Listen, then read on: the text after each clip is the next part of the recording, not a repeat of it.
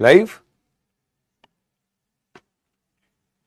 Hello बच्चों, कैसे हैं आप सब? आई होप आप लोग बिल्कुल बढ़िया होंगे, बिल्कुल मजे में होंगे। तो भाई लोग, स्वागत है आप सब लोगों का हमारे लेक्चर नंबर 7 में, चैप्टर पीरियोडिक प्रॉपर्टीज और हमारा बैच प्रयास जेई हिंदी 2025 में। तो जनता प्लीज पहले जल्दी से बता दो, क्या मेरी आवाज ठीक से आ रही है? क्या मैं सही से सबको सुनाई दे रहा हूं, दिखाई दे रहा हूं? यस जनता, क्या मेरी आवाज आप तक सही से आ पा रही है? क्या प्लीज मुझे बता दें, फिर हम लोग आज की चर्चा को शुरू करें। जल्दी जल्दी बता दें प्लीज। डीपीपी सोल्यूशन जल्दी आएंगे, चिंता मत करिए। यस, पहले ये बता दीजिए प्लीज, क्या मेरी आवाज सही से आ रही है? क्या मैं ठीक से सबको सुनाई दे रहा हूं? हाँ जी, डीपीपी के जो क्वेश्चन नहीं आए, चिंता मत करो, बहुत जल्द सारे सोल्यूशन आ जाएंगे, सारे सवाल समझ जाओगे। ठीक है जी, बहुत बढ़िया बेटा। ऑर्गेनिक कब स्टार्ट होगा उसके लिए प्लानर चेक करो।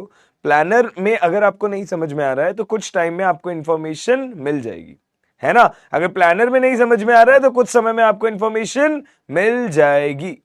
ठीक है, हो सकता है 3-4 सवाल ऐसे हों जो आगे के कॉन्सेप्ट के हों आपकी डीपीपी में, तो कोई बात नहीं, उसमें परेशान मत होइए। ठीक है, वो आगे जब कॉन्सेप्ट सीख लेंगे तब उस क्वेश्चन को कर लेना, बात एक ही बात है। ठीक है, चलो जी। सर आप कैसे हैं? बेटा सर थोड़े ठीक नहीं है, सर का गला बहुत ज्यादा खराब है, फीवर है, बट हमने सोचा कि यार क्लास तो करनी है ना? तो जितनी देर हम पढ़ पाएंगे हम अच्छे से पढ़ेंगे, कोशिश करेंगे क्लास को अच्छे से लेके जाएं पूरी की पूरी। मैं कैंसिल नहीं करना चाहता था क्लास, तो हम लोग अभी पढ़ाई पे ध्यान देंगे अच्छे से। अभिषेक यादव, कल क्या हो गया था भाई? मैं तो भूल भाल गया। ये गोलू सर को प्रणाम, बहुत बहुत बहुत प्रणाम। ठीक है, तो नया नाम रख दे क्या जाजू सर का? गोलू सर है, जाजू सर का आज से नया नाम रख दे क्या? इंस्टा पे सब जगह पे वायरल कर दो, Golu sir. Right, cute, nice. चलो, हैप्पी इंडिपेंडेंस डे आप सबको, बहुत बहुत बहुत हैप्पी इंडिपेंडेंस डे। कल आजादी का दिन है। आप लोगों के लिए मैं ये बोलूंगा यार, तुम लोगों की आजादी का दिन अभी नहीं आया है ना? तुम्हें आजादी मिलेगी बहुत सारी चीजों से। अभी बहुत ज्यादा पढ़ना पड़ रहा है। जो सिंसियर बच्चे हैं वो ये देख रहे होंगे, है ना? जो सिंसियर बच्चे हैं वो ये जान रहे होंगे कि उन्हें 12-12, 13-13 घंटे पढ़ना पड़ता होगा। आप क्लास अटेंड करते होंगे, आप नोट्स रिवाइज करते होंगे, आप होमवर्क करते होंगे, है ना? आप मॉड्यूल सॉल्व करते होंगे, ऐसे करके बहुत सारा पढ़ते होंगे। अभी लाइफ में बहुत स्ट्रगल चल रहा है ना? जिंदगी के बहुत सारे अच्छे मोमेंट हम एंजॉय नहीं कर पा रहे हैं, परंतु इंडिपेंडेंस डे आपका आएगा जिस दिन जेई मेंस, जेई एडवांस से तुम फ्री हो जाओगे, एक बढ़िया सा कॉलेज आपका सेट हो जाएगा और आपको पता है कि अब आपका आने वाला जो समय है वो बिल्कुल बढ़िया जाने वाला है। ठीक है, वो जो समय आएगा ना भाई, उसके बाद जिंदगी इतनी सुंदर हो जाएगी। मैं तुमको बता रहा हूं, मैं खुद इंजीनियर हूं। बीटेक एक ऐसी डिग्री है जो मैं पर्सनली बता रहा हूं क्योंकि मैं खुद उस फेज से गुजर चुका हूं। हर इंसान को लाइफ में बीटेक जरूर करनी चाहिए। वो जो बीटेक के 4 साल होंगे ना, वो इतने बेहतरीन साल होंगे तुम्हारी लाइफ के। तुम लोग मतलब कितने भी सक्सेसफुल हो जाओ, तुम कितने बड़े आदमी बन जाओ, तुम्हारी शादी हो जाएगी, तुम्हारे बच्चे हो जाएंगे, बट कॉलेज वाला टाइम तुम कभी नहीं भूल पाओगे। पर हां, वो समय अच्छा जब भी बनेगा, वो समय इंजॉयबल जब भी बनेगा जब तुम अच्छे कॉलेज में जाओगे, है ना? अच्छे कॉलेज में जाओगे, एक मन में कॉन्फिडेंस होगा कि अब मैं करियर सेट हो रहा है मेरा। पर वो जब मिलेगा जब ये जो समय अभी चल रहा है ना, ये जो समय अभी चल रहा है, इसको ढंग से यूज किया जाएगा। और इसको ढंग से जब यूज किया जाएगा जब 12 से 15 घंटे सिंसियर पढ़ाई आप कर रहे होगे। अगर इतनी पढ़ाई आप नहीं कर रहे हो तो कोई बात नहीं, मैंने तुम्हारे लिए एक सच का सामना करवा दिया है, करने लग जाओ। इससे कम में काम नहीं चलने वाला किसी भी हाल में। मतलब तुम्हारी ये स्थिति होनी चाहिए, अगस्त खत्म होने वाला है, आधा अगस्त खत्म हो गया है, सितंबर, अक्टूबर, नवंबर, दिसंबर, सिर्फ 4 महीने बचेंगे। जनवरी में तो जेई मेंस ही है, तो दिसंबर तो रिवीजन में ही चले जाना है, और अक्टूबर के बाद ठंड आ जाएगी तो आलस भी आ जाएगा। तो भाई ये बहुत सारी व्यवस्थाएं ऐसी हो जाएंगी जो तुम्हारी आइडियल कंडीशन के विपरीत होंगी। तो पढ़ने की आदत अभी से डालोगे, चीजें साथ साथ लेके चलोगे, बैकलॉग से बचोगे, तभी चीजें मैनेज हो पाएंगी। अब जैसे कुछ बच्चे कह रहे हैं बैकलॉग हो गया है, तो अब जैसे सपोज करो अगर कल क्लास ना हो, तो फिर आप कल अपना बैकलॉग निपटाइए। संडे आता है, अपना बैकलॉग निपटाइए। ठीक है, ओनली 8 आवर्स में जेई क्लियर करना वो बच्चे कर सकते हैं जिनका बेस बहुत मजबूत हो, उन्हें सिर्फ रिवीजन करना है। बट मुझे लगता है हमारे केस में ऐसा नहीं है ना। 18 घंटे कहने की बात होती है, अगर आप 12 से 14 घंटे सिंसियरली निकाल देते हो पढ़ाई के अंदर, जिसके अंदर तुम्हारी 6 घंटे की यहाँ की क्लासेस हैं, 6 घंटे की यहाँ की क्लासेस हैं, उसके अलावा दो घंटे तुमने हर सब्जेक्ट को सेल्फ स्टडी के दे दिए, सिंसियरली सेल्फ स्टडी के दे दिए, तो तुम्हारा काम बढ़िया है। ठीक है, जैसे अगर हमने बात करी कि आपकी भाई 24 घंटे का दिन है, 24 घंटे का दिन होता है, जिसमें से 6 घंटे की आप लोगों की क्लासेस है ना। सुबह आप लोग उठते हो, क्लास होती है, ब्रेक होता है, क्लास होती है, ब्रेक होता है, क्लास होती है, ब्रेक होता है, 6 घंटे आपके क्लास में चले गए। अगर 6 घंटे आपके क्लास में चले गए और 6 घंटे आपके सोने में जाते हैं, देखो ध्यान से, 6 घंटे आपके क्लास में चले गए, 6 घंटे नहीं तो 7 घंटे अगर आपके सोने में जाते हैं, तो 13 घंटे तो यही हो गए भाई। इसके अलावा बचा 11 घंटा। अब इस 11 घंटे में से तुम पूरे दिन का 1 घंटा निकालो खाने पीने के लिए, पूरे दिन का मिला के, खाना पीना, नहाना, वॉशरूम जाना, एवरीथिंग। ठीक है, बचे 10 घंटे। अब 10 घंटों को अगर तुम 3 घंटे पर सब्जेक्ट डिवाइड कर दो, तब भी तुम्हारे पास 1 घंटा फ्री टाइम बचता है अपने लिए, मूड फ्रेश करने के लिए।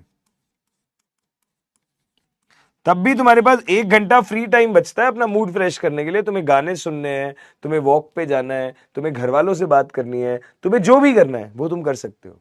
सिंपल सी गणित मैंने बता दी है। 6 घंटे क्लास है जो तुम अवॉइड ही नहीं कर सकते, 7 घंटे की नींद लेनी चाहिए, तो 13 घंटे हो गए। 11 घंटे आपके पास में बचे थे, 11 घंटे में से 1 घंटे का खाना पीना हो गया, सुबह दोपहर शाम का। बच्चे क्या करते हैं, ब्रेकफास्ट तो पढ़ते पढ़ते क्लास वहीं पे टेबल पे खा लेते हैं, दोपहर का खाना, रात का खाना, बीच में कुछ खाओगे पियोगे, नहाओगे धोगे, जो भी है, 1 घंटा उसमें लगा दिया, बचे 10 घंटे। 10 घंटे से भी मैं कह रहा हूं कि 3 घंटे 3 सब्जेक्ट को दो, तुम्हें 3 ही तो सब्जेक्ट पढ़ने हैं, फिजिक्स, केमिस्ट्री, मैथ्स। 1 घंटा फिर भी तुम्हारे पास फ्री टाइम है। गाने सुना करो यार अंकित कुमार। मैं पढ़ता था जब कोटा में, तो मैं गाने सुन के अपना टाइम पास करता था।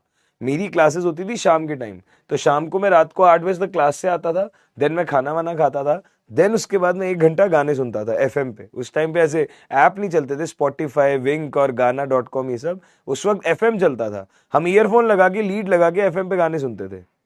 एफएम पे गाने वाने सुने, 1 घंटा मूड फ्रेश किया बढ़िया, फिर पढ़ने बैठते थे रात से लेकर सुबह तक, क्योंकि सारा होमवर्क करना होता था, नोट्स रिवाइज करने होते थे, सब काम होता था। ठीक है, चलिए, तो अगर आपके पास ये 3 घंटे बचते हैं, इसमें आप देखो केमिस्ट्री के नोट्स रिवाइज करने में, मेरे को बाकी सब्जेक्ट्स का तो नहीं पता है, केमिस्ट्री के नोट्स रिवाइज करने में 40 मिनट लगने चाहिए, इससे ज्यादा लगने ही नहीं चाहिए। ये भी मैं ज्यादा में ही बोल रहा हूं, ये भी मैं ज्यादा में ही बोल रहा हूं। नोट्स बनाने में 40 मिनट, बचा 2.5 घंटा लगभग। चलो अगर इसको मैं लगभग आधा घंटा मानूं, अगर नोट्स रिवाइज करने में आधा घंटा, डीपीपी में 10 सवाल होते हैं, एक सवाल में 1 मिनट ना देके 2 मिनट भी दे दोगे, 20 मिनट हो गए डीपीपी के। ठीक है, चलो 20 मिनट हो गए उसमें गलतियां एनालाइज करने के, क्योंकि इनऑर्गेनिक केमिस्ट्री में टाइम ही कितना लगता है। ठीक है, 40 मिनट ये हो गए, 30 मिनट ये हो गए, 70 मिनट, मतलब 1 घंटा 10 मिनट निकल गया। बचा अभी भी तुम्हारे पास में 1 घंटा 50 मिनट, उसमें तुम मॉड्यूल करो ना भाई, 1 घंटा मॉड्यूल करो, सवाल करो ज्यादा से ज्यादा, फिर भी 50 मिनट बच रहे हैं, उसमें अपनी प्रैक्टिस करो, कुछ भी बैकलॉग है वो निपटाओ, कुछ भी एक्स्ट्रा चीज पढ़ने की है वो करो, एनसीईआरटी पढ़नी है वो करो। राइट, ये 50 मिनट जो एक्स्ट्रा निकल रहे हैं, इसको ढंग से यूटिलाइज कर लोगे तो बैकलॉग वाली समस्या दूर हो जाएगी। ठीक है, 10-5 मिनट आगे पीछे सरकता रहेगा, यहां 5 ज्यादा लग गए, वहां 10 कम लग गए, पर ये जो समय है अगर इसको अच्छे से यूज कर लो तो बैकलॉग जैसी चीजें सही हो जाएंगी, बैकलॉग जैसी चीजें सही होने लग जाएंगी। ठीक है, क्लियर है। अब देखो बेटा जी, आईआईटीएन जी, अगर आईआईटी निकालना है तो अभी बाकी चीजों का कुछ तो आपको सैक्रिफाइस करना पड़ेगा। तुम सोचो खाना भी बना लो, तुम सोचो खेती बाड़ी भी कर लो, तुम सोचो घर के काम भी कर लो, तुम सोचो ये भी कर लो, थोड़ा टफ है। फिर सोने पे कॉम्प्रोमाइज करो, सोना कम पड़ेगा, बाकी चीजों पे ध्यान देना पड़ेगा, है ना। क्लियर है? मॉड्यूल जरूर करिए बेटा, बहुत इंपॉर्टेंट है। डीपीपी और मॉड्यूल करो, बहुत है, कुछ और करने की जरूरत नहीं है, कोई किताब नहीं, कुछ नहीं। यहाँ के टेस्ट दो, यहाँ की डीपीपी करो, यहाँ का मॉड्यूल करो, यहाँ की सारी चीजें कर लो, बहुत है। ठीक है, दैट्स इट। तुम देखो हर सब्जेक्ट में अगर ये करोगे तो बैकलॉग बैकलॉग बैकलॉग जो तुम रोते हो, तुम्हें रोज बैकलॉग करने का मौका मिलेगा। और अगर रोज बैकलॉग करने का मौका मिला तो एक हफ्ते में बैकलॉग कवर हो जाता है यार। इतना बैकलॉग थोड़ी होता है, इतना बैकलॉग थोड़ी होता है। और ज्यादा भी होता है तो एक नहीं तो 2 हफ्ते में खत्म हो जाएगा, है ना? ठीक है, जब नोट्स रिवाइज करो तो नोट्स रिवाइज करते हुए वीडियो देखते हो तो वीडियो को 1.5x स्पीड पे देखो ना, फटाफट फटाफट, चीजें पढ़ी भी तो है ही, रिकॉल करनी है और नोट्स देख लो। ठीक है, डन है, क्लियर है, पक्का जी? ओके, चलो आज मैंने काफी ज्ञान दे दिया, हम चलते हैं हमारे टॉपिक की तरफ। काफी ज्ञान दे दिया, हम चलते हैं हमारे टॉपिक की तरफ। आइए, हम क्या करने वाले हैं? हम आज बातचीत करने वाले हैं एक नए आवर्तीय गुणधर्म की, जिसका नाम होने वाला है इलेक्ट्रॉन लब्धि एंथैल्पी। जिसका नाम होने वाला है इलेक्ट्रॉन लब्धि एंथैल्पी। इसे इंग्लिश में कहते हैं EGE। जब ये पढ़ा दूंगा तो मैं एक और टर्म पढ़ाऊंगा, इलेक्ट्रॉन बंधुता, जिसे इंग्लिश में कहते हैं शॉर्ट में EA। पूरे पूरे नाम जब हेडिंग लिखूंगा, जब बताऊंगा। इलेक्ट्रॉन लब्धि एंथैल्पी पढ़ाएंगे, फिर हम EA पढ़ाएंगे, इलेक्ट्रॉन बंधुता। जब हम ये भी डिस्कस कर लेंगे तो हम करेंगे इसकी प्रैक्टिस या इसके इंपॉर्टेंट ऑर्डर्स। हम करेंगे इसके इंपॉर्टेंट ऑर्डर्स को कवर, और जब ये भी कवर हो जाएगा तो आज के लेक्चर का कर देंगे समापन। ठीक है, अगर 2024 का मॉड्यूल है कोई नहीं, वो कर लो, चलेगा, प्रैक्टिस करनी आनी चाहिए। सही है, तो हमने बोला हमें ये बातें करनी है, इलेक्ट्रॉन लब्धि एंथैल्पी, इलेक्ट्रॉन बंधुता और इंपॉर्टेंट ऑर्डर्स, इन चीजों को डिस्कस करेंगे। सही है जी, क्लियर है, बढ़िया है। तो बेटा अगर होमवर्क रहता है तो मॉड्यूल करने में कौन सा तुम 1 घंटा लगाते हो, आधा पौना घंटा मॉड्यूल में लगाओगे, तो बचा हुआ टाइम होमवर्क में लगाओ ना। चलो होमवर्क भी हो गया तो 50 मिनट जो एक्स्ट्रा निकल रहे हैं उसमें होमवर्क करो। राइट, समय तो आपको मैनेज करना पड़ेगा, पढ़ाई तुम्हारी है, काम तुम्हारा है। मैं तो एक जनरल आइडिया दे रहा हूं, कैसे करना है वो आपको देखना है ना? डीबीपी के सोल्यूशन आपको मिल जाएंगे, जल्द से जल्द मिल जाएंगे, मेरा वादा है, देखते जाओ। ठीक, चलो आओ बातचीत शुरू करते हैं इन सब टॉपिक्स के बारे में एक एक करके। तो आइए, आज मेरी थोड़ी सी आवाज ऐसी रहेगी क्योंकि गला वाकई में बहुत खराब है बेटा, तो थोड़ा टॉलरेट करना, ठीक है? बट बीच बीच में जहां जरूरत होगी मैं अपनी वॉइस रेज करता रहूंगा, जोर जोर से पढ़ाता रहूंगा जैसे मेरी आदत है। बट थोड़ा थोड़ा मैं आराम से बोल रहा हूं क्योंकि ऐसा ना हो आज के चक्कर में शाम की क्लास ले ही ना पाऊं या अगले दिन की क्लास ही ना हो पाए। तो थोड़ा सा साथ दीजिएगा प्लीज, है ना प्यारे बच्चे, अच्छे बच्चे। आइए जी, शुरू करते हैं हमारा आज का पहला कॉन्सेप्ट, जिसका नाम है इलेक्ट्रॉन लब्धि एंथैल्पी। देखिए ध्यान से,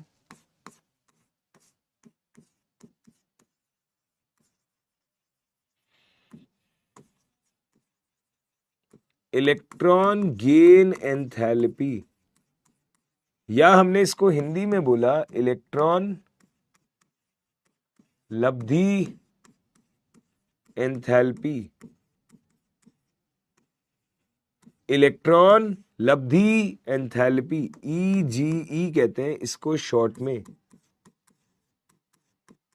इसे शॉर्ट में क्या कहते हैं? EGE। बात को ध्यान से समझो, इलेक्ट्रॉन लब्धि एंथैल्पी क्या होता है? बात को ध्यान से समझो, इलेक्ट्रॉन लब्धि एंथैल्पी क्या होता है? बेटा लब्धि का मतलब होता है लाभ। लब्धि का मतलब क्या होता है? लाभ, या मैं इसको कह दूं ग्रहण करना। इलेक्ट्रॉन ग्रहण एंथैल्पी भी कहते हैं इसको। तो इलेक्ट्रॉन लब्धि एंथैल्पी या फिर इलेक्ट्रॉन ग्रहण एंथैल्पी, ये है EGE। क्या होता है? ये कहता है कि अगर मैं तुम्हें आयनन एंथैल्पी याद दिलाऊं तो आयनन एंथैल्पी कहता है कि जब भी किसी विलगित गैसीय परमाणु के संयोजी कोश से इलेक्ट्रॉन निकाला जाता है तो धनायन बनता है, और उस दौरान जो ऊर्जा अवशोषित होती है उसे आयनन एंथैल्पी कहा जाता है। उस दौरान जो ऊर्जा अवशोषित होती है उसे आयनन एंथैल्पी कहा जाता है। जबकि अगर हमने बात करी इलेक्ट्रॉन लब्धि एंथैल्पी की तो हम बोलेंगे जब भी किसी विलगित गैसीय परमाणु में इलेक्ट्रॉन डाला जाता है, हमने बोला गैसीय परमाणु से इलेक्ट्रॉन निकाला जाता है तो धनायन बनता है, पर जब गैसीय परमाणु को इलेक्ट्रॉन खिलाया जाता है, गैसीय परमाणु में इलेक्ट्रॉन डाला जाता है, तो बेटा जी ये ऋणायन बनता है। और बेटा जी मैंने आपको एक बात बोली है, नहीं बोली तो आज सुन लो, जब भी इलेक्ट्रॉन ऐड होगा तो ऊर्जा उत्सर्जित होगी, ऊष्मा उत्सर्जित होगी, हीट रिलीज होगी। ठीक है, जब भी इलेक्ट्रॉन निकलेगा ऊष्मा अवशोषित होगी, हीट एब्जॉर्ब होगी।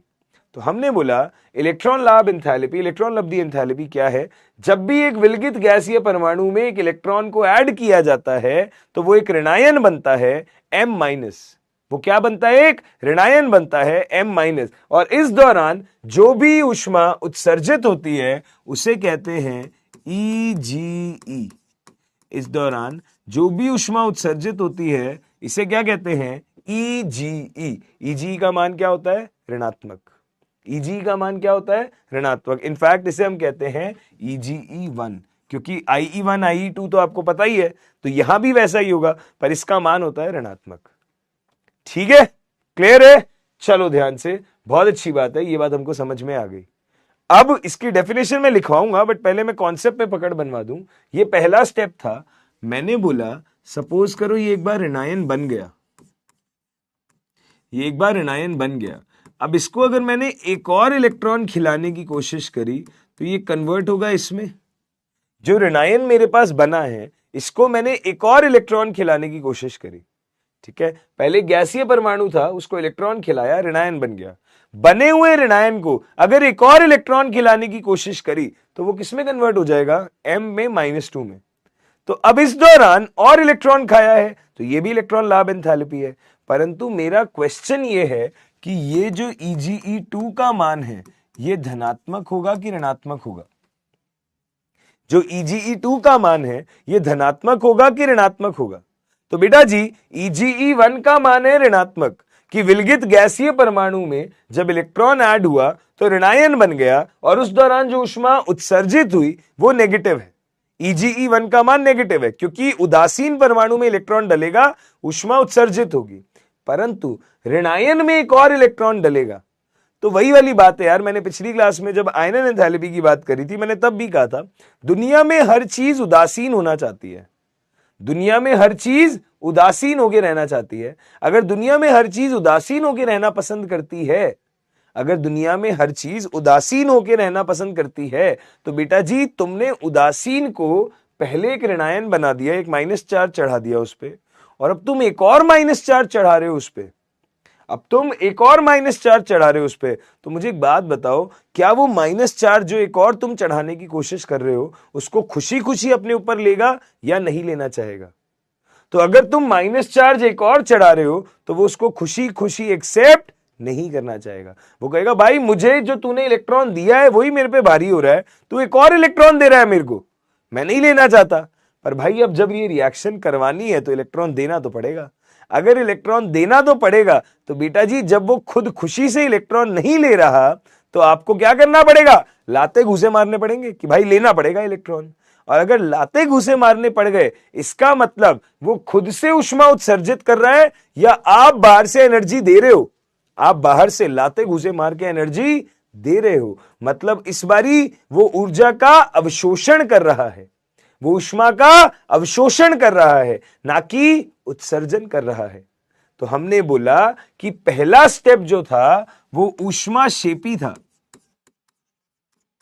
पहला स्टेप जो था वो ऊष्माक्षेपी था क्योंकि इलेक्ट्रॉन जो है वो क्या कर रहा है? उसका जुड़ना ऊष्मा उत्सर्जित कर रहा है।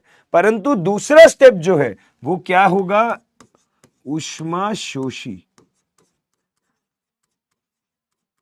दूसरा स्टेप जो है वो क्या होगा? ऊष्माशोषी, क्योंकि वो खुद से एक और इलेक्ट्रॉन नहीं लेना चाहेगा। आपको इलेक्ट्रॉन देने के लिए बाहर से ऊर्जा लगानी पड़ेगी, और जब ऊर्जा बाहर से लगानी ज्यादा पड़ जाती है तो वो पॉजिटिव हो जाती है, अवशोषित हो जाती है, तो ऊष्माशोषी प्रोसेस हो जाएगा।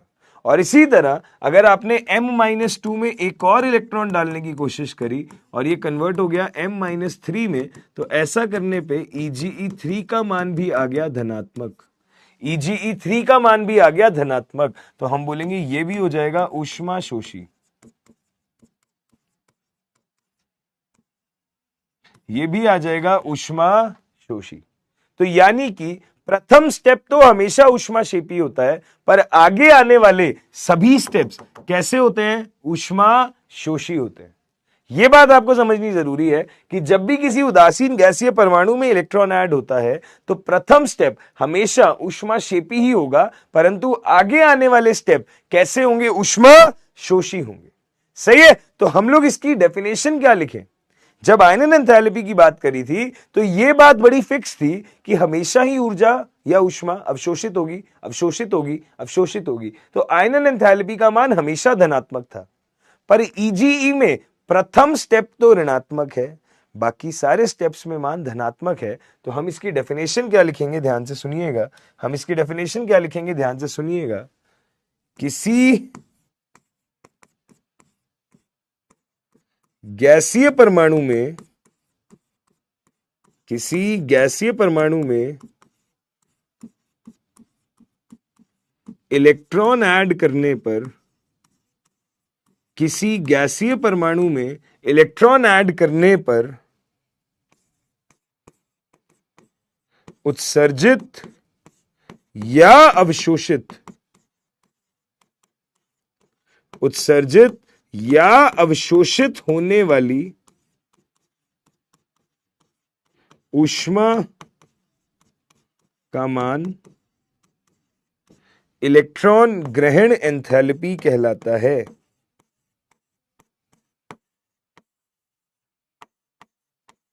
या इलेक्ट्रॉन लब्धि एंथैल्पी कहलाता है।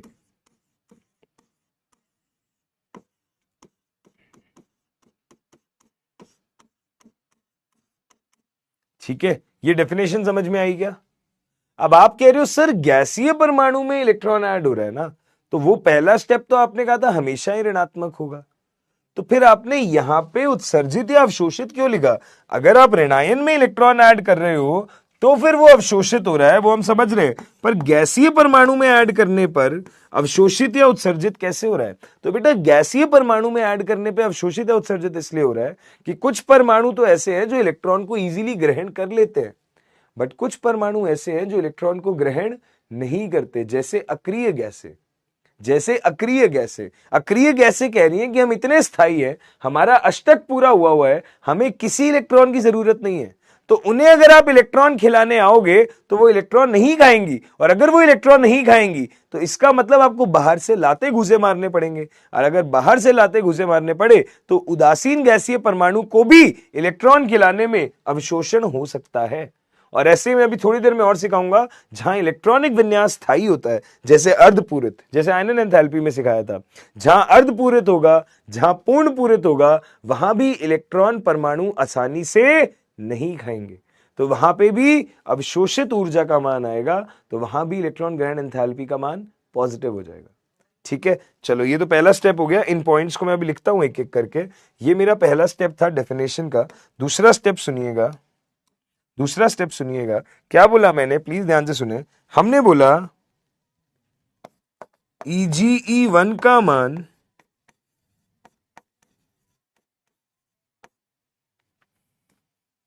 EGE1 का मान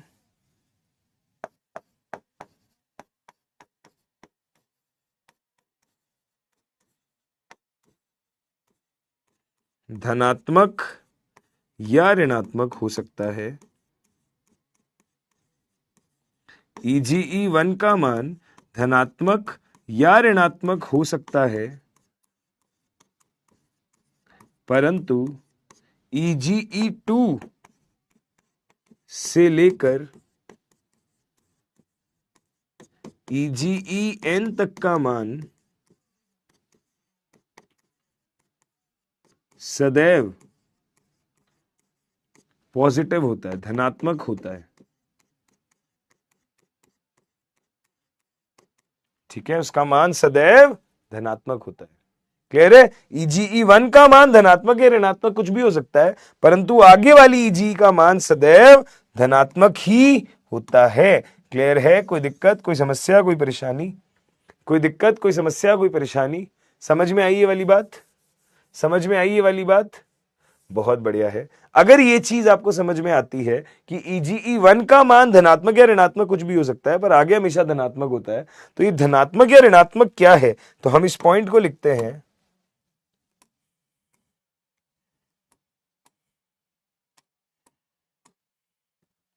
कि अक्रिय गैसें या अक्रिय गैसों के लिए हम बोलेंगे, अक्रिय गैसों के लिए EGE1 का मान, अक्रिय गैसों के लिए EGE1 का मान शून्य या धनात्मक होता है, शून्य या धनात्मक होता है। ठीक है, अक्रिय गैसों के लिए EGE1 का मान शून्य होता है, धनात्मक होता है, क्योंकि वो इलेक्ट्रॉन ग्रहण करना चाहती ही नहीं है, क्योंकि उनका इलेक्ट्रॉनिक विन्यास, क्योंकि उनका इलेक्ट्रॉनिक विन्यास, क्योंकि उनका इलेक्ट्रॉनिक विन्यास ऑलरेडी स्थायी होता है, क्योंकि उनका इलेक्ट्रॉनिक विन्यास ऑलरेडी स्थायी होता है।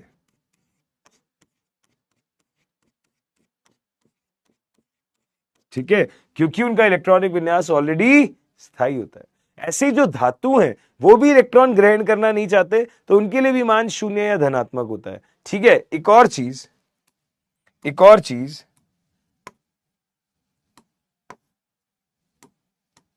वो पॉइंट भी लिख देते हैं।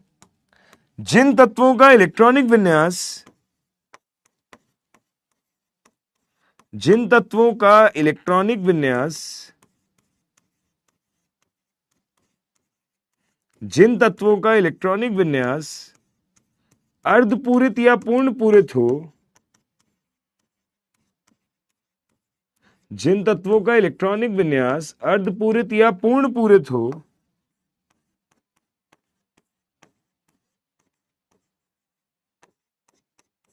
उनके लिए EGE का मान, उनके लिए EGE का मान पॉजिटिव होता है, उनके लिए EGE का मान पॉजिटिव होता है। जिन तत्वों का इलेक्ट्रॉनिक विन्यास अर्धपूरित या पूर्ण पूरित हो, उनके लिए EGE का मान पॉजिटिव होता है, क्योंकि वो इलेक्ट्रॉन ग्रहण नहीं करना चाहते। क्योंकि भाई सीधी सी बात है, उनके लिए इलेक्ट्रॉन ग्रहण करना अच्छी बात नहीं है, वो स्थायी है। ठीक है, तो आपने ये सब कुछ समझा, आपको एक बात समझ आई क्या? EGE1 का मान हमेशा ही ऋणात्मक होना चाहिए। ऋणात्मक होने का मतलब है कि इलेक्ट्रॉन ग्रहण करने की इच्छा है, इलेक्ट्रॉन ग्रहण करने का सामर्थ्य है। अगर वैल्यू शून्य है या वैल्यू धनात्मक है, इसका मतलब क्या है, सिग्निफिकेंस क्या है? इस बात का मतलब है कि इलेक्ट्रॉन ग्रहण करना नहीं चाहते। आपको कोई भी डेटा कभी भी याद नहीं करना, बट ये एक कॉमन सेंस होना चाहिए कि EG का मान नेगेटिव होना एक अच्छी बात है। नेगेटिव हो रहा है मतलब इलेक्ट्रॉन ग्रहण कर रहा है आसानी से, पर अगर जीरो है या पॉजिटिव है, इसका मतलब इलेक्ट्रॉन ग्रहण करना चाहता ही नहीं है। समझ में आई बात? क्लियर है? इस सबको देखो, फिर मैं आगे और इंपॉर्टेंट बातें करता हूं। इसी के जैसे एक और टर्म आएगा, इलेक्ट्रॉन बंधुता, जो आपको लगेगा सर सेम होता है, बच्चों को लगता है इलेक्ट्रॉन बंधुता और इलेक्ट्रॉन लब्धि एंथैल्पी सेम है। नहीं, सेम नहीं है, मैं पढ़ाऊंगा अलग से वो क्या होता है। पर हां, अभी ये देखो, ये समझ में आया क्या? ध्यान से देखें इन पॉइंट्स को। कुछ नोट करने लायक लग रहा है तो नोट करें प्लीज, कुछ नोट करने लायक लग रहा है तो नोट करें प्लीज, ध्यान से देखें। हाँ जी,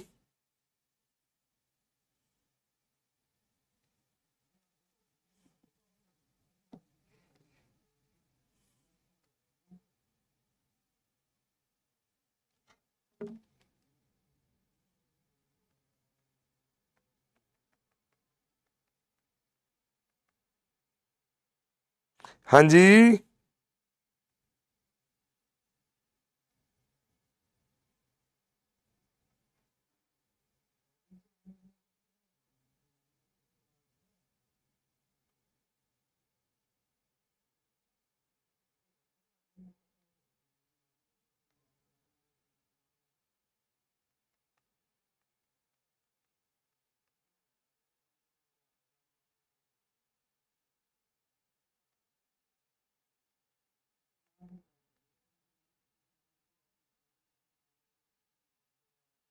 यस, ध्यान से देखें।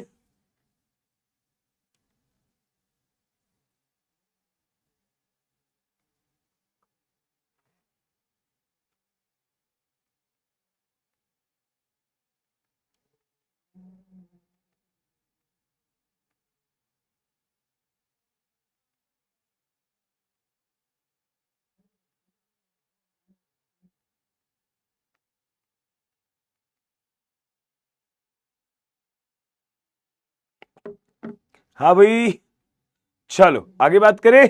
चलिए आइए, ध्यान से सुनिएगा। अगर ये बातें आपको समझ में आती हैं, अगर ये बातें आपको समझ में आती हैं, इलेक्ट्रॉन लाभ एंथैल्पी आपको समझ में आ रहा है, इलेक्ट्रॉन लब्धि एंथैल्पी आपको समझ में आ रहा है, तो ध्यान से सुनिएगा, ध्यान से सुनिएगा आगे क्या होगा। अगर इलेक्ट्रॉन लब्धि एंथैल्पी हमको समझ में आ रहा है तो ध्यान से सुनिएगा आगे क्या होगा। तो बेटा जी, अगर मुझे इलेक्ट्रॉन लब्धि एंथैल्पी का कॉन्सेप्ट पल्ले पड़ गया, क्या होता है, इलेक्ट्रॉन ग्रहण करने की टेंडेंसी है, तो मैं वो बात लिख दूं यहां पे सबसे पहले कि Ege का मान ऋणात्मक है, तो इसका मतलब समझें क्या हम, तो हम बोलेंगे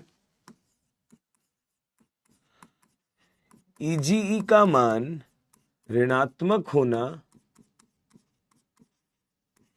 या ज्यादा ऋणात्मक होना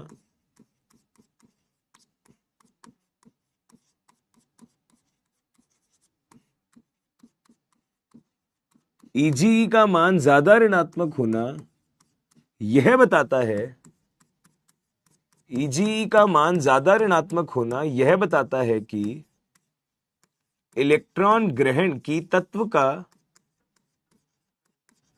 इलेक्ट्रॉन ग्रहण करने का सामर्थ्य, कि तत्व का इलेक्ट्रॉन ग्रहण करने का सामर्थ्य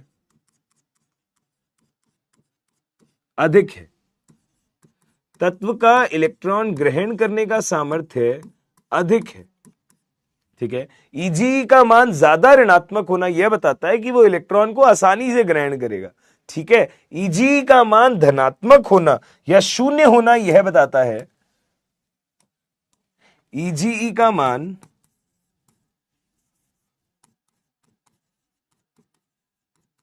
धनात्मक या शून्य होना, Ege का मान धनात्मक या शून्य होना, Ege का मान धनात्मक या शून्य होना यह बताता है,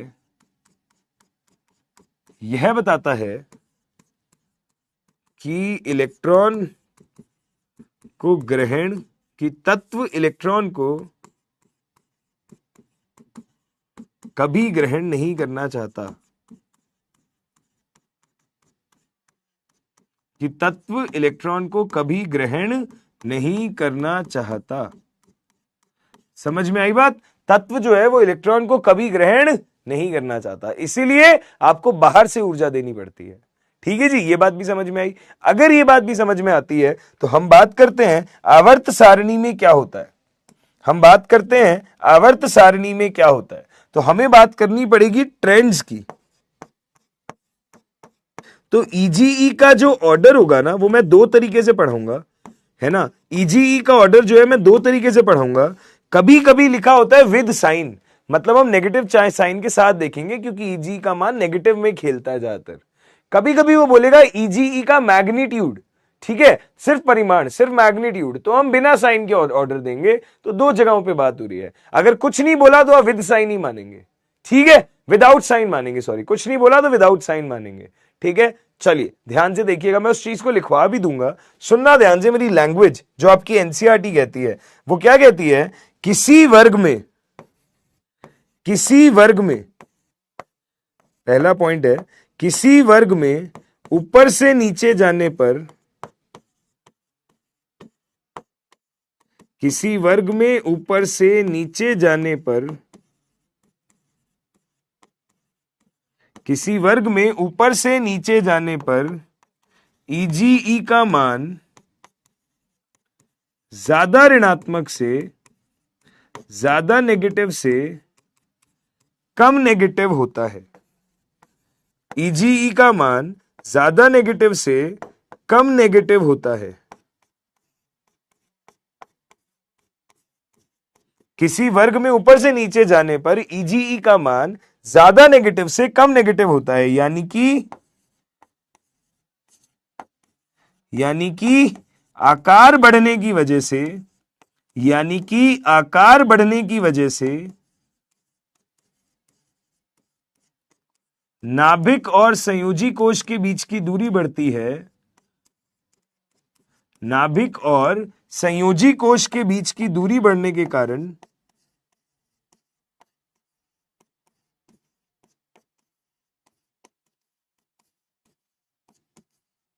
नाभिक और संयोजी कोश के बीच की दूरी बढ़ती है, जिस वजह से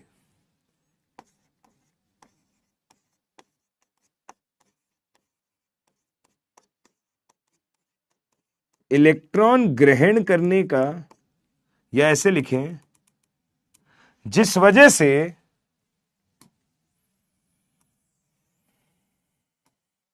आने वाले इलेक्ट्रॉन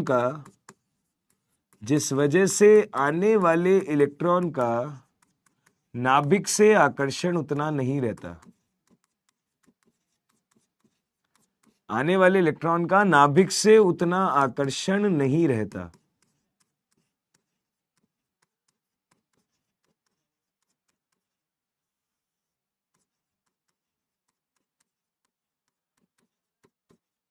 आने वाले इलेक्ट्रॉन का नाभिक से उतना आकर्षण नहीं बना रह पाता, इसलिए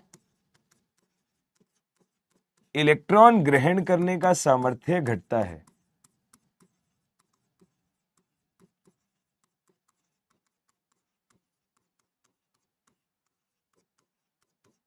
इलेक्ट्रॉन ग्रहण करने का सामर्थ्य घटता है।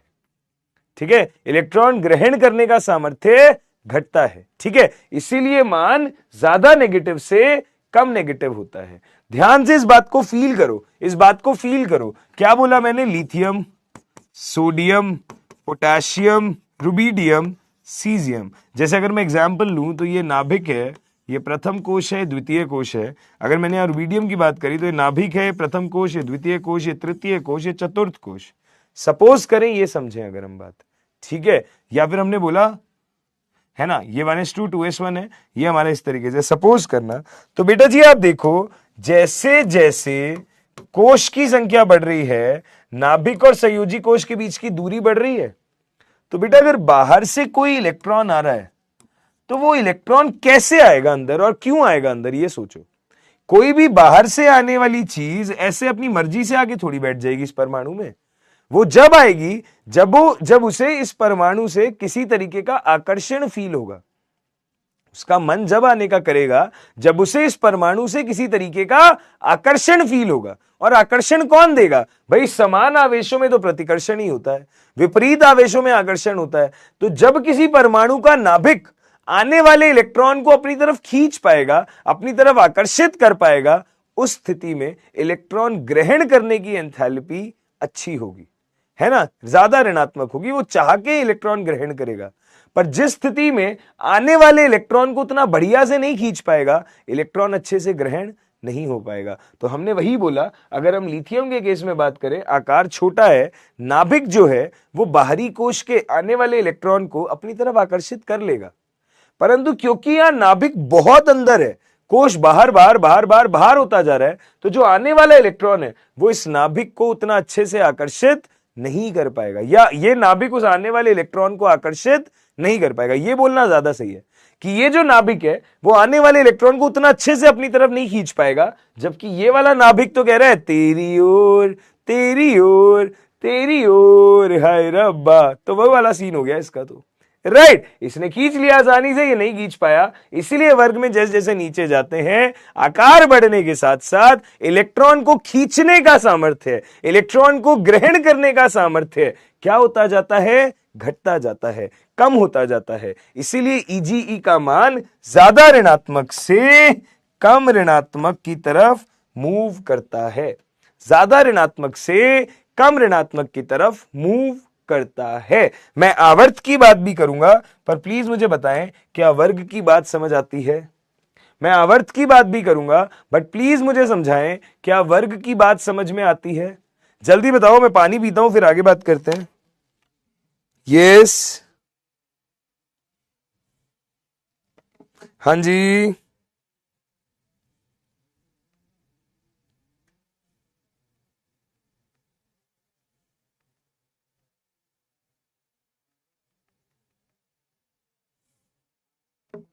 यस, प्लीज बताएं ये चीज।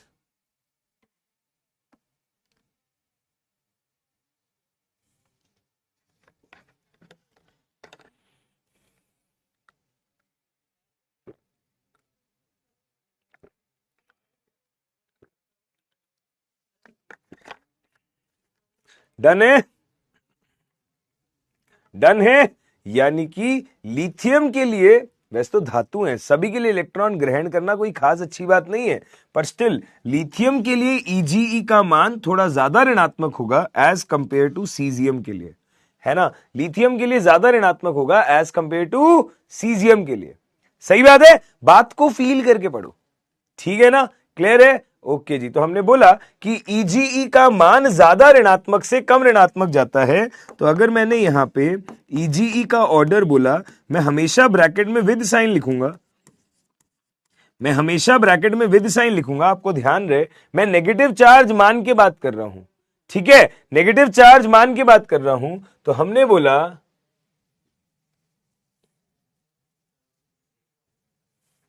ईजी का ऑर्डर हो जाएगा विद साइन, लिथियम के लिए सबसे ज्यादा ऋणात्मक, ठीक है।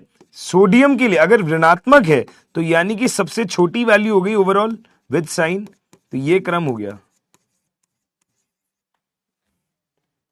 विद साइन, ये हो गया, है ना। क्योंकि अगर ये वैल्यू -20 है और ये वैल्यू -5 है, तो बड़ी कौन सी वैल्यू होगी? -5 वाली, ठीक है। -20 और -5 में बड़ी कौन सी वैल्यू होगी? -5 वाली। पर ये विद साइन है। अगर मुझे नॉर्मल ईजीई का क्रम बोले तो मैं बोलूंगा ओनली मैग्नीट्यूड।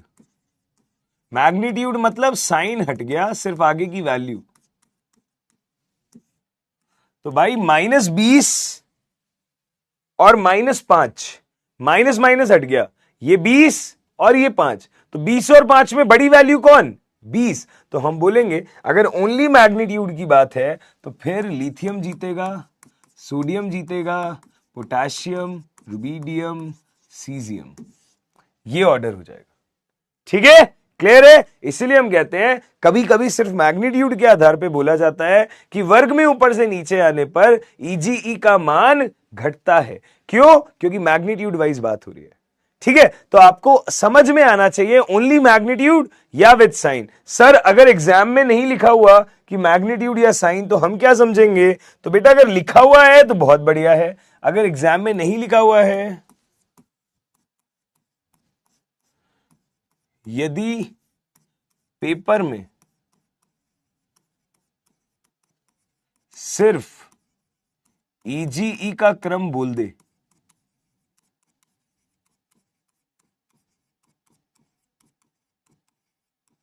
तो उस केस में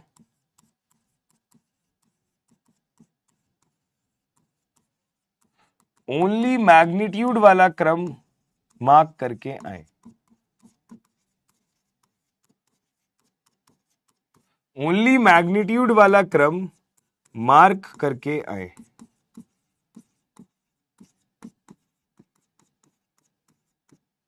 ठीक है जी, क्लियर है। ये चीज है, इसको डब्बे में डाल के रखें प्लीज।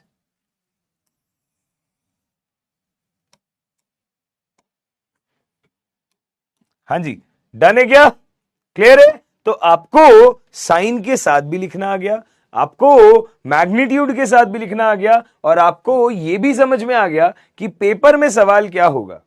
हाँ जी, अनुज कुमार, इलेक्ट्रॉन एफिनिटी क्या होता है अभी थोड़ी देर में सीखेंगे। लोगों को लगता है कि सेम है, बट एग्जैक्टली सेम नहीं है, कुछ अंतर है। मैं सिखाऊंगा क्या अंतर है, आप देखते जाना। यहां तक बात समझ में आई? क्या आगे बढ़े? चलो आओ भाई। अगर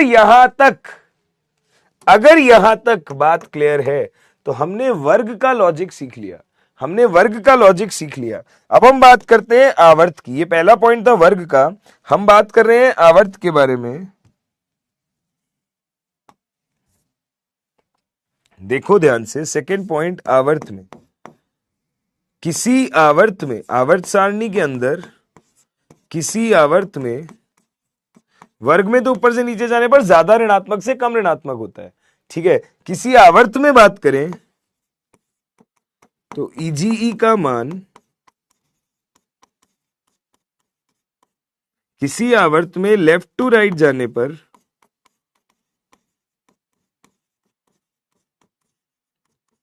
किसी आवर्त में लेफ्ट टू राइट जाने पर EGE का मान कम नेगेटिव से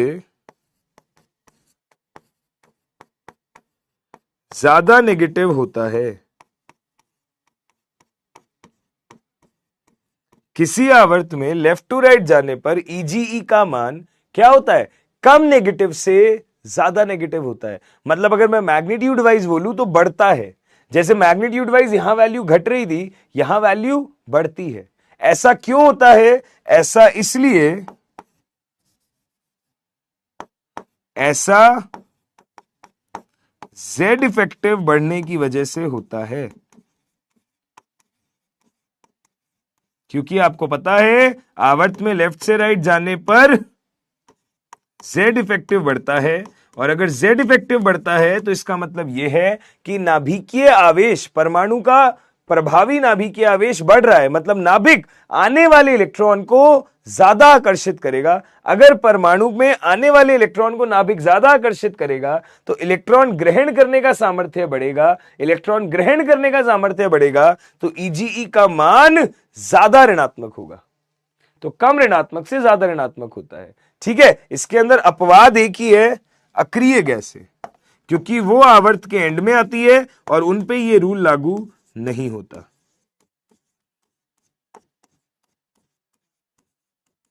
उन पे ये रूल लागू नहीं होता। समझ में आई बात? देखिएगा ध्यान से।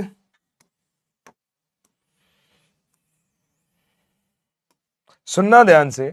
यहां तक बात समझ में आ गई ना? ठीक है, अगर यहां तक बात समझ में आती है तो ध्यान से देखिएगा। हमने क्या बोला? हमने ये बोला कि ये है लिथियम, ये है बेरिलियम, ये लेट से है फ्लोरीन। तो आप देखिए लिथियम जो है ये प्रथम कोश है और ये द्वितीय कोश है। बेरिलियम में भी प्रथम कोश है और ये द्वितीय कोश है। फ्लोरीन में भी ये प्रथम कोश है और ये द्वितीय कोश है। अब हमने बोला अगर इलेक्ट्रॉन की बात करें हम, तो हम बोलेंगे यहां है 2 इलेक्ट्रॉन, यहां है 1 इलेक्ट्रॉन, यहां है 2 इलेक्ट्रॉन, यहां है 2 इलेक्ट्रॉन। और अगर मैंने फ्लोरीन की बात करी तो यहां है 2 इलेक्ट्रॉन और यहां है 7 electron.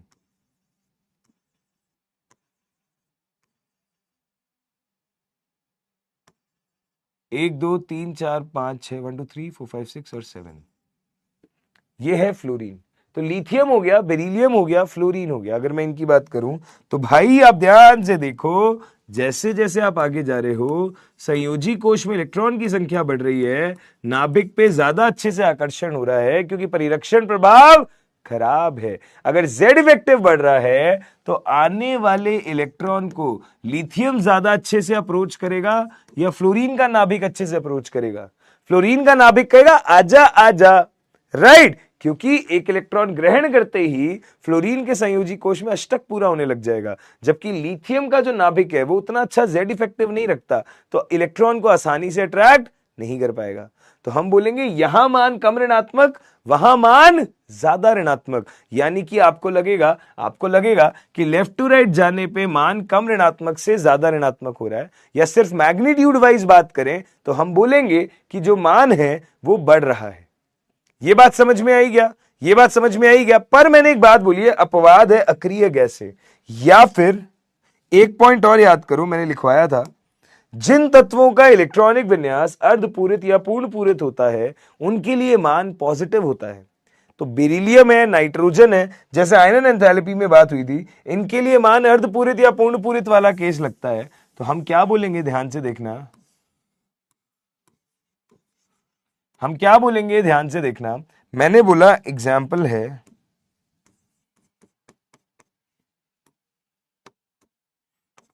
Lithium, beryllium, boron, carbon, nitrogen, oxygen, fluorine और नियोन। ये है मेरे पास में पूरा आवर्त। अब मुझे लगा क्या था? मुझे लगा था ये एक्सपेक्टेड ऑर्डर क्या था, ध्यान से देखना। एक्सपेक्टेड ये था कि जो हमने लिखा है कि आवर्त में लेफ्ट से राइट अगर जाएंगे तो आपके पास में ईजीई का मैग्नीट्यूड का जो क्रम है वो ये होगा। हमको ऐसा लगा, ठीक है, हमको ऐसा लगा। या अगर मैं साइन की बात करूं तो हम बोलेंगे ये साइन वाइज मिला के ऐसा होगा।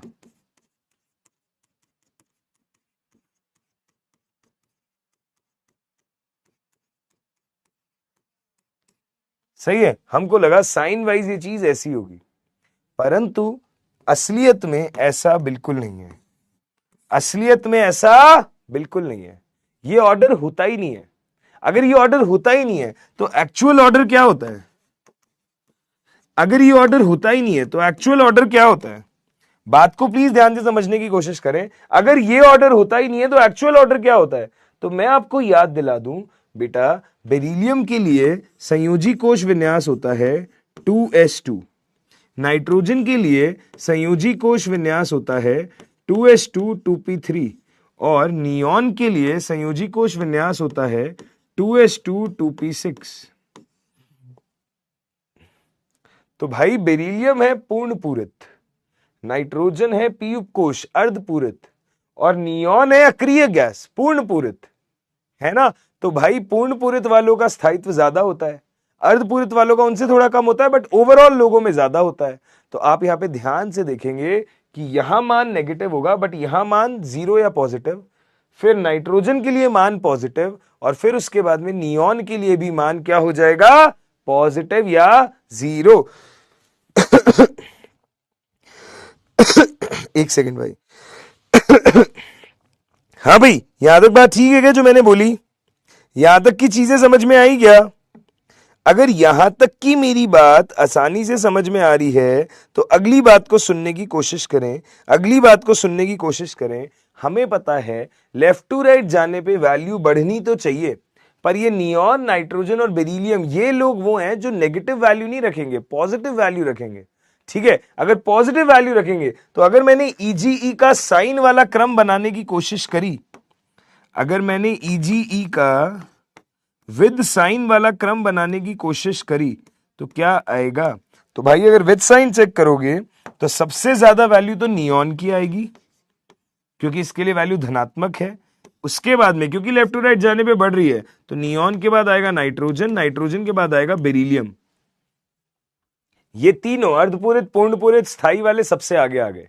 फिर बाकियों को एडजस्ट कर दो क्योंकि लिथियम के लिए जो मान है वो कम ऋणात्मक है और आगे जाने पे मान ज्यादा ऋणात्मक हो रहा है, तो विद साइन अब हमारे पास कौन हो जाएगा? लिथियम, बोरॉन, कार्बन, ऑक्सीजन और फ्लोरीन। तो देखो हैलोजन सबसे कम इलेक्ट्रॉन ग्रहण करने पर क्या होते हैं? विद साइन जो होगी वो वैल्यू सबसे कम होगी, मैग्नीट्यूड वाइज सबसे ज्यादा होगी बट विद साइन सबसे कम होगी, क्योंकि यहां पे अगर -5 है वहां -50 है, तो -5 और -50 में बड़ी वैल्यू -5 होती है। मैग्नीट्यूड वाइज 50 होता है बट बड़ी वैल्यू विद साइन -5 होती है। अगर मैंने मैग्नीट्यूड की बात कर दी,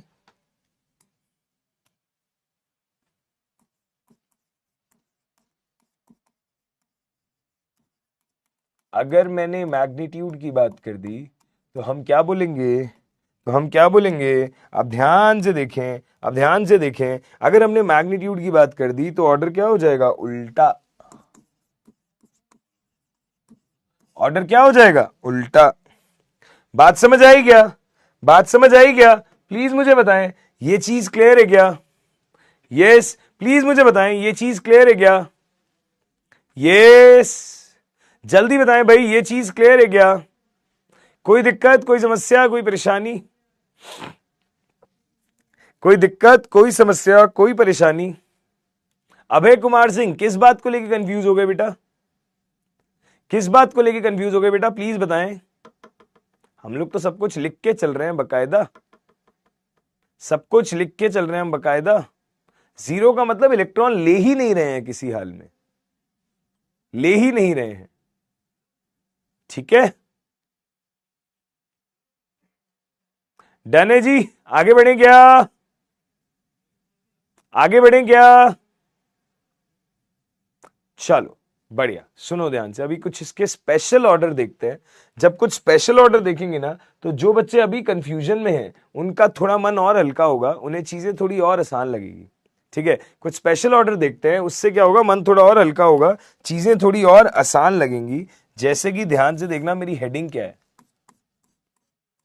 स्पेशल ऑर्डर्स। मेरे पास दो बहुत ही स्पेशल ऑर्डर्स हैं जो मुझे पढ़ने हैं एक एक करके। स्पेशल ऑर्डर्स ईजीई के। अगर मैं ईजीई के स्पेशल ऑर्डर्स देखना चाहता हूं तो केस नंबर 1, केस नंबर 1, वर्ग 17 के तत्व।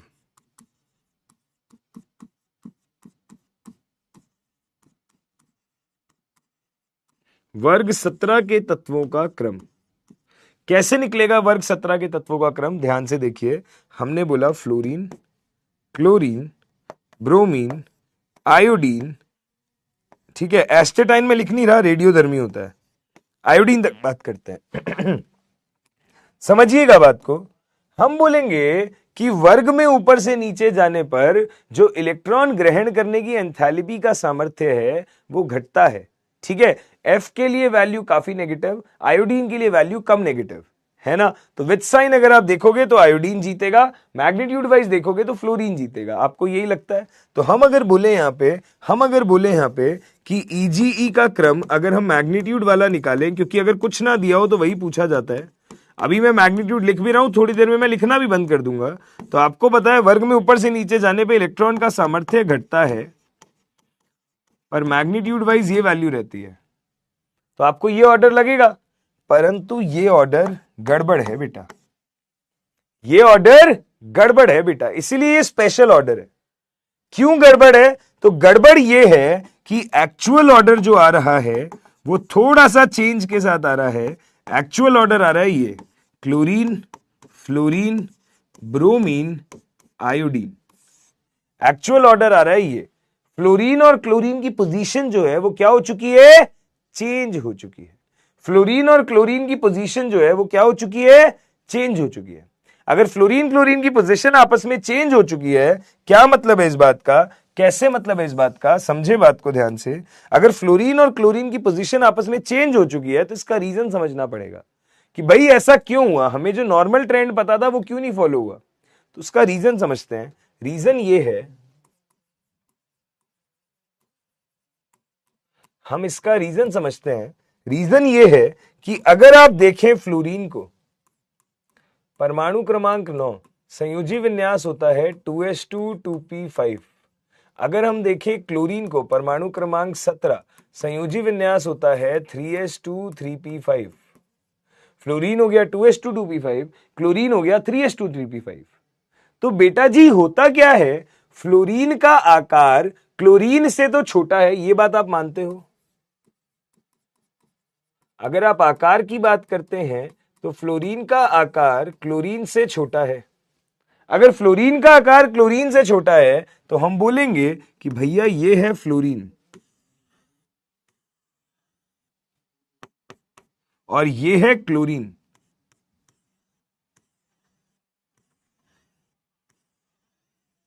अगर ऐसा है तो ध्यान से देखिएगा इलेक्ट्रॉन कैसे भरे जाएंगे। ये हो गए 2 इलेक्ट्रॉन फ्लोरीन में और बाहर वाले कोश में हो गए 7 इलेक्ट्रॉन। ठीक है, अगर हम क्लोरीन की बात करें तो ये हो गए 2 इलेक्ट्रॉन यहां हो गए 8 इलेक्ट्रॉन।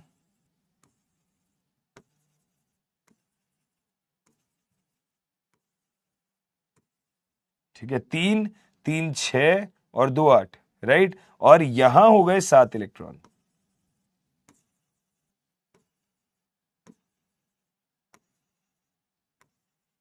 ओके, यहां हो गए 7 इलेक्ट्रॉन। ठीक है, अब हमने बोला क्योंकि फ्लोरीन का आकार छोटा है और क्लोरीन का आकार थोड़ा बड़ा है, तो जब नया इलेक्ट्रॉन आता है ऐड होने के लिए, इलेक्ट्रॉन ग्रहण एंथैल्पी का अर्थ क्या है? इलेक्ट्रॉन को ऐड करना, F माइनस बनाना और Cl माइनस बनाना। ऋणायन बनाने का सामर्थ्य ही तो होता है इलेक्ट्रॉन ग्रहण एंथैल्पी। तो बेटा जी जब नया इलेक्ट्रॉन ऐड होने आता है तो पहले जाता है फ्लोरीन के पास भी और जाता है क्लोरीन के पास भी। तो यार फ्लोरीन जो है ना, वो नए इलेक्ट्रॉन को ऐड करने में थोड़ी मिचमिची मचाता है, थोड़ी आनाकानी करता है। क्यों करता है? वो कहता है कि यार एक तो मेरा आकार इतना छोटा है, मैं ऑलरेडी अपने संयोजी कोश में 7 इलेक्ट्रॉन लेके बैठा हूं, 2s के 5p के। मैं ऑलरेडी अपने संयोजी कोश में 7 इलेक्ट्रॉन लेके बैठा हूं, मेरा आकार छोटा है, मैंने 7 इलेक्ट्रॉन को बड़ी मुश्किल से बिठा रखा है, तुम एक और इलेक्ट्रॉन को डालने की बात कर रहे हो। भाई ये गरीब आदमी है, वो कह रहा है मैं एक कमरे में हम 7 लोग रह रहे हैं, हम 7 ही बड़ी मुश्किल से भिज भिज के रह रहे हैं, तुम 8वें को और बिठाने की बात कर रहे हो, हम कैसे बिठाएंगे उसे भाई, हमारे पास जगह नहीं है।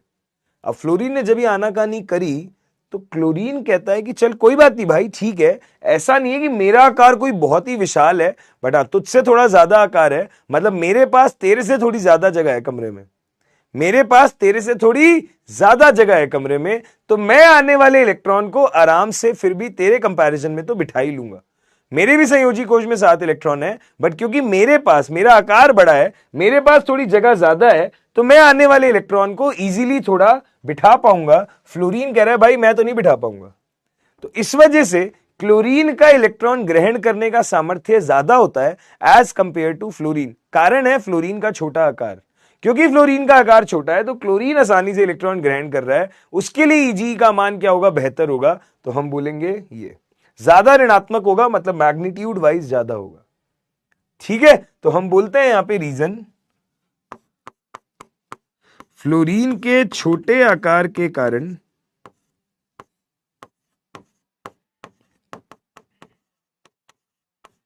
फ्लोरीन के छोटे आकार के कारण आने वाले इलेक्ट्रॉन को ग्रहण करवाने में या ग्रहण करने में काफी प्रतिकर्षण होता है। आने वाले इलेक्ट्रॉन को ग्रहण करने में काफी प्रतिकर्षण होता है। आने वाले इलेक्ट्रॉन को ग्रहण करने में काफी प्रतिकर्षण होता है। फ्लोरीन के छोटे आकार के कारण आने वाले इलेक्ट्रॉन को ग्रहण करने में काफी प्रतिकर्षण होता है। इस वजह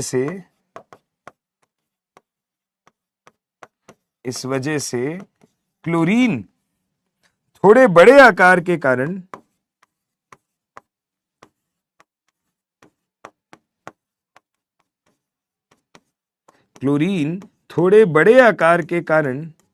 इलेक्ट्रॉन को आसानी से ग्रहण कर लेता है। इलेक्ट्रॉन को आसानी से ग्रहण कर लेता है।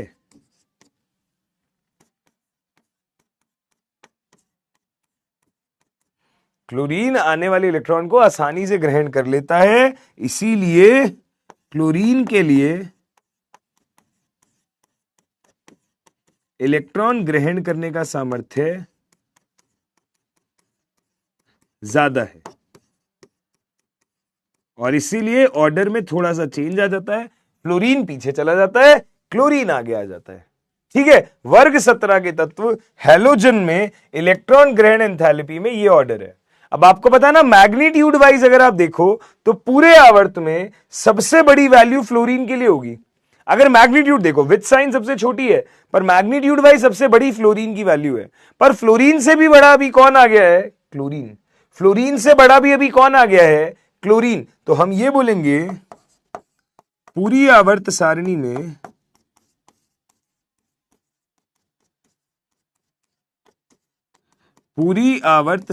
में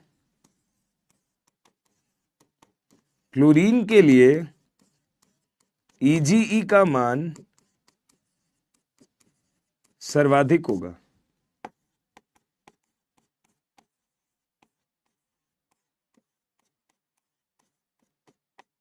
पूरी आवर्त सारणी में क्लोरीन के लिए Ege का मान सर्वाधिक होगा। सही है? देखो ध्यान से, अगर साइन वाइज देखोगे तो उल्टा हो जाएगा। ये तो एक्चुअल है, अगर हम बोलेंगे साइन वाइज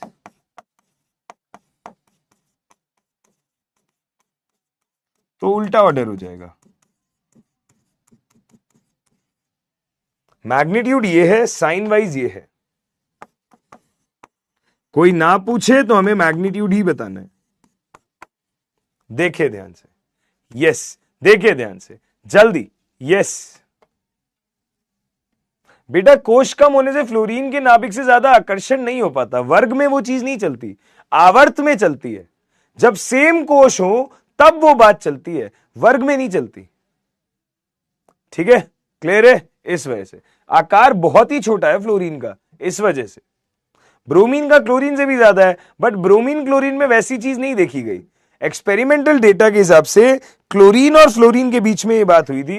ब्रोमीन, ऐसे तो आयोडीन का सबसे ज्यादा है, तो उससे बहुत आसानी से बिठा लेना चाहिए, बट नहीं, वहां पे एक्सपेरिमेंटल डेटा उतना मैच नहीं करता। एक्सपेरिमेंटल डेटा बस यहीं तक रहता है। फ्लोरीन क्लोरीन में एक्सेप्शन आते हैं। ठीक है, देखो ध्यान से। लोथरमेयर लास्ट में, लोथरमेयर लास्ट में। छोटी सी चीज एक बतानी है बस, कि शीर्ष पे कौन से धातु होते हैं, कहां हैलोजन होते हैं, क्या होता है। वीडियो कॉल अभी नहीं बेटा, थोड़ी तबीयत ठीक हो जाए फिर करते हैं भाई, है ना? फिर करते हैं, कोई दिक्कत नहीं है। यस, हाँ जी, यहां तक सब कुछ ठीक है क्या? यहां तक सब कुछ ठीक है क्या? आगे बढ़े, आगे बढ़े। विवेक राज बेटा, फालतू ही कंफ्यूज हो रहे हो। मैग्नीट्यूड वो है कि वर्ग में नीचे जाने पे वैल्यू घटती है, लेफ्ट टू राइट जाने पे वैल्यू बढ़ती है, दैट्स इट।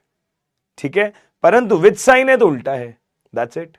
चलो आओ एक और जगह देखते हैं, एक और जगह देखते हैं ऐसा ही ऑर्डर, एक और जगह ऐसा ही अपवाद वाला क्रम आता है, एक और जगह ऐसा ही अपवाद वाला क्रम आता है। ध्यान से देखें क्या, केस नंबर 2, वर्ग 16 के तत्व। अब यहां मैं रीजन नहीं लिखवाऊंगा, सेम ही रीजन होगा, बट हाँ थोड़ा ऑर्डर में अंतर है। अगर हम वर्ग 16 के तत्वों की बात करें तो यहां है oxygen, sulphur, selenium, tellurium, polonium. Polonium वैसे रेडियोधर्मी है, बस हमने लिख लिया ऐसे। ठीक है, अगर इनमें बात करें तो फिर से आप देखो, ऑक्सीजन है 2s2 2p4, सल्फर है 3s2 3p4, है ना, 4s2 4p4, 5s2 5p4, 6s2 6p4। तो आपको यह बात अभी भी समझ में आ रही होगी कि ऑक्सीजन का आकार तो भाई अभी भी छोटा है। आपको यह बात समझ में आ रही होगी कि ऑक्सीजन का आकार तो अभी भी छोटा है। अगर ऑक्सीजन का आकार अभी भी छोटा है, इसका अर्थ यह है कि ऑक्सीजन के संयोजी कोश में ऑलरेडी 6 इलेक्ट्रॉन है। एक नए इलेक्ट्रॉन को डालोगे तो वो आसानी से ग्रहण नहीं करेगा, जबकि सल्फर आसानी से ग्रहण कर लेगा। तो फिर सर यहां पे भी यही होगा क्या कि सल्फर सबसे आगे, ऑक्सीजन फिर, उसके बाद बाकी। जैसे अगर मैं तुम्हें बोलूं ईजीई का मैग्नीट्यूड वाला ऑर्डर,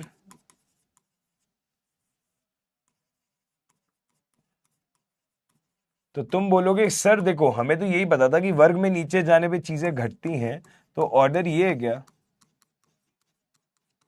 तो मैंने बोला भाई ये तो नहीं है। फिर तुमने बोला अच्छा यहां भी तो आकार वाला पॉइंट लग सकता है, ऑक्सीजन का आकार भी छोटा होता है सल्फर से। तो सर अगर ये नहीं है तो फिर ये हो जाएगा, जैसे वर्ग नंबर 17 में हुआ था, आगे वाले दोनों रिवर्स हो जाएंगे। पर भाई ये भी सही नहीं होता। यहां पे ऑक्सीजन का छोटा आकार इतना ज्यादा भयंकर खराब काम कर देता है कि वो इलेक्ट्रॉन ग्रहण करना ही नहीं चाहता, वो सबसे पीछे चला जाता है। वो कहता है मेरी इलेक्ट्रॉन ग्रहण करने की औकात या सामर्थ्य सबसे बुरा है, सबसे बुरा है।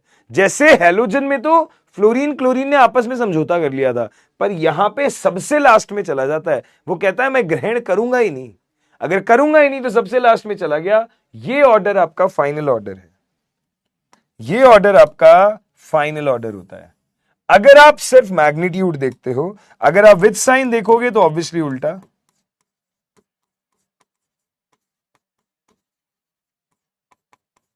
हम क्या बोलेंगे उस समय ऑर्डर हो जाएगा ये।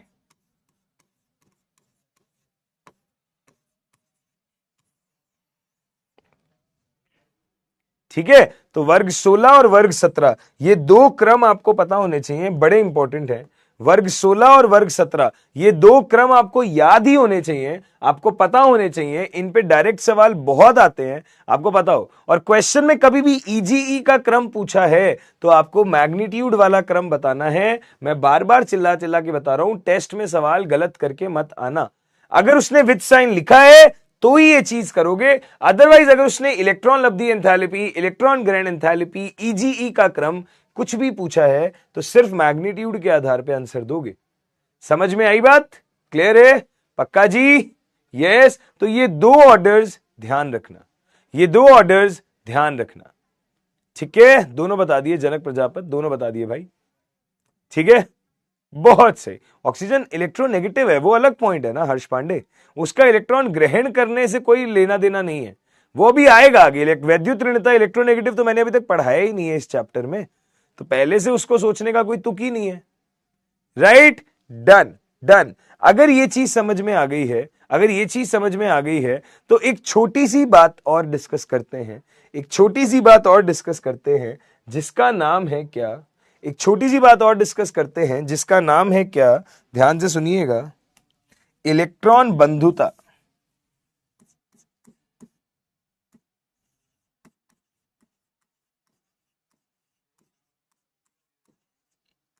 हम एक छोटा सा टॉपिक डिस्कस कर रहे हैं, इलेक्ट्रॉन बंधुता। ये होता है इलेक्ट्रॉन एफिनिटी। इसके ऑर्डर्स मैं आपको ऑलरेडी पढ़ा चुका हूं, बस मुझे तो डेफिनेशन बतानी है। इलेक्ट्रॉन एफिनिटी,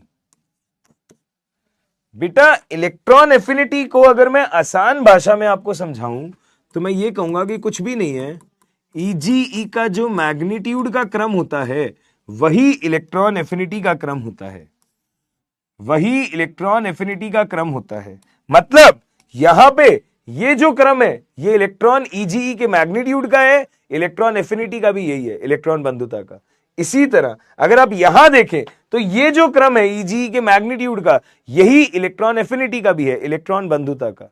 ठीक है, तो हर जगह पे जो भी इलेक्ट्रॉन एफिनिटी का क्रम जो है वो क्या होगा? जो इलेक्ट्रॉन बंधुता के मैग्नीट्यूड का क्रम है। ये मॉड लगाने का मतलब मैग्नीट्यूड ही है। बेसिकली इसकी डेफिनेशन क्या होती है? हम ईजीई में विद साइन बात कर रहे हैं, नेगेटिव भी हो सकती है पॉजिटिव भी हो सकती है।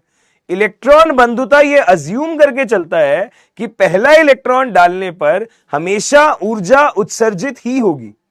हमने इलेक्ट्रॉन बंधुता की डेफिनेशन जो है हम क्या बोलेंगे? ये कहता है जब भी किसी उदासीन गैसीय परमाणु में इलेक्ट्रॉन ऐड किया जाता है तो ऋणायन बनने पर निष्कासित ऊर्जा इलेक्ट्रॉन बंधुता कहलाती है, उत्सर्जित ऊर्जा इलेक्ट्रॉन बंधुता कहलाती है। मतलब ये खुद से मान के चल रहा है कि वैल्यू नेगेटिव तो आनी ही है, तो ये नेगेटिव अपने अंदर एब्जॉर्ब करके चल रहा है कि वैल्यू नेगेटिव ही होगी, मुझे नेगेटिव में सिर्फ वैल्यूज का कंपैरिजन करना है, तो ये सिर्फ मैग्नीट्यूड देखता है, क्योंकि खुद को ऑलरेडी नेगेटिव मान के चलता है। ये खुद को ऑलरेडी नेगेटिव मान के चलता है, ये खुद ही कहता है कि मैं निष्कासित ऊर्जा हूं, मैं उत्सर्जित ऊर्जा हूं, ये खुद ही मान के चल रहा है ये बात। ठीक है, ये फर्क है। जबकि जब आपने इलेक्ट्रॉन लब्धि एंथैल्पी की बात करी थी तो आप श्योर नहीं थे, आपने बोला अवशोषित भी हो सकती है उत्सर्जित भी हो सकती है, इसीलिए जब हम क्रम बनाते हैं तो हम विद साइन लिखते हैं वहां पे ब्रैकेट में। परंतु इलेक्ट्रॉन बंधुता कह रहा है काहे का विद साइन? मैं तो खुद ही कह रहा हूं मैं एक नेगेटिव टर्म हूं, ये खुद ही मान के बैठा है कि ये एक नेगेटिव टर्म है। मतलब ये कहता है किसी उदासीन गैसीय परमाणु में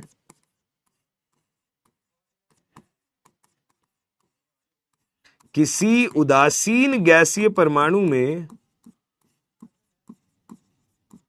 किसी उदासीन गैसीय परमाणु में इलेक्ट्रॉन ऐड करने पर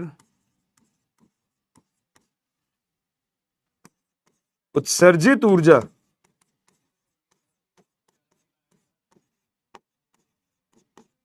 परमाणु की इलेक्ट्रॉन बंधुता कहलाती है। परमाणु की इलेक्ट्रॉन बंधुता कहलाती है। ठीक है, हम बोलेंगे सिंपल सी बात है, वर्ग में ऊपर से नीचे जाने पर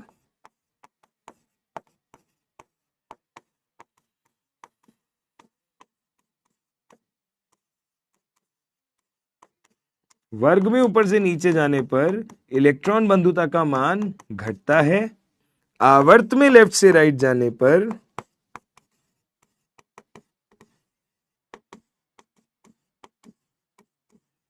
आवर्त में लेफ्ट से राइट जाने पर इलेक्ट्रॉन बंधुता का मान बढ़ता है। आवर्त में लेफ्ट से राइट जाने पर इलेक्ट्रॉन बंधुता का मान बढ़ता है। क्लियर है? यहां इलेक्ट्रॉन बंधुता का मान घटता है, यहां इलेक्ट्रॉन बंधुता का मान बढ़ता है। ये बात है सिंपल सी। तो जो मॉड ईजीई के ऑर्डर है वही ईए का ऑर्डर है, दैट्स इट। बस यही बताना था, और इसमें कुछ है नहीं, और इसमें कुछ है नहीं। ऑर्डर्स तो मैं ऑलरेडी बनाने सिखाए हुए हैं, बस मैंने इस पॉइंट को इंट्रोड्यूस कर दिया है, ठीक है। ऑर्डर्स मैंने ऑलरेडी बनाने सिखाए हुए हैं, मैंने बस इस पॉइंट को इंट्रोड्यूस कर दिया है, दैट्स इट, ठीक है। क्लियर है? ध्यान से देखो, ध्यान से देखो भाई, यहां तक बात समझ में आई क्या? यहां तक बात समझ में आई क्या? कोई प्रॉब्लम, कोई समस्या, कोई परेशानी?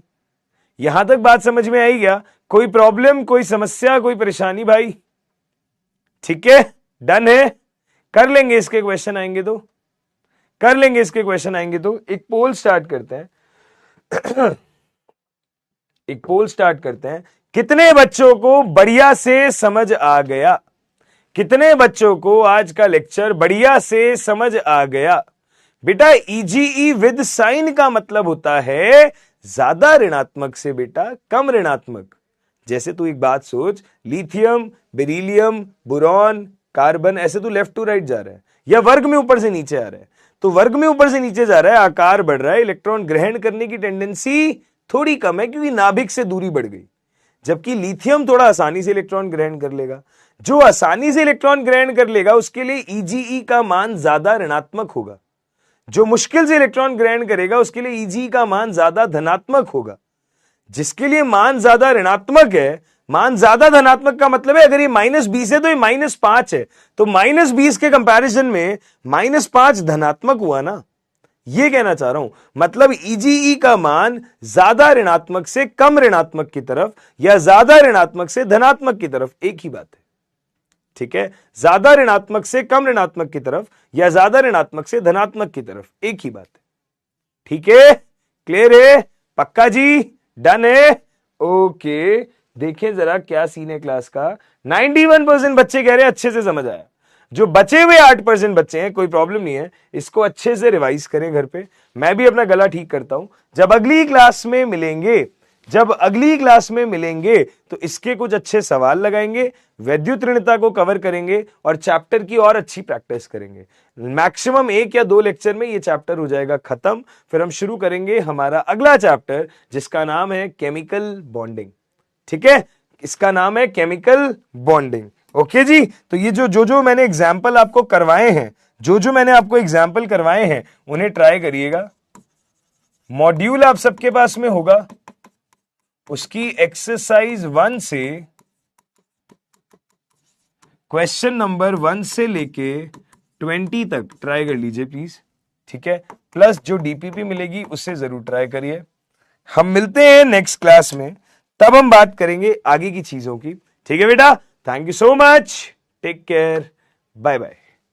अगली क्लास लंबी करेंगे, ये क्लास छोटी इसीलिए करी है, थोड़ा सा गले में दर्द है। अगली क्लास जल्दी खत्म नहीं होगी, हम प्रॉपर टाइम के साथ ही क्लास खत्म करेंगे, ठीक है।